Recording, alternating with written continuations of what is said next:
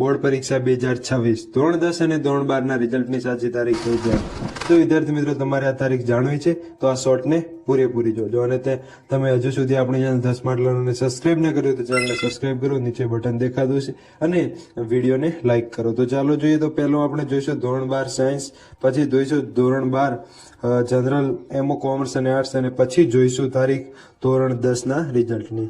તો પહેલા છે ધોરણ 12 સાયન્સ. ધોરણ 12 સાયન્સ વિજ્ઞાન પ્રવાહવાળા વિદ્યાર્થીઓને તો 3 તારીખે તેમને નીટની પરીક્ષા છે. તેના 1 અથવા 2 દિવસ પછી એટલે કે 5 મે ના રોજ તેમનું ધોરણ 12 સાયન્સ વાળાનું રિઝલ્ટ આવી શકે છે.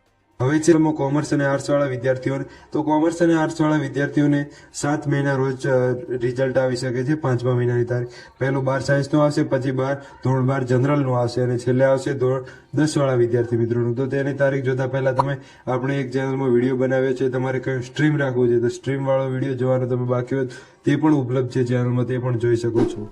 ધોરણ 10 વાળા વિદ્યાર્થીઓનું રિઝલ્ટ ક્યારે આવી શકે? તો ધોરણ 10 વાળા વિદ્યાર્થીઓનું રિઝલ્ટ એ 10 મે ની આસપાસ આવી શકે છે.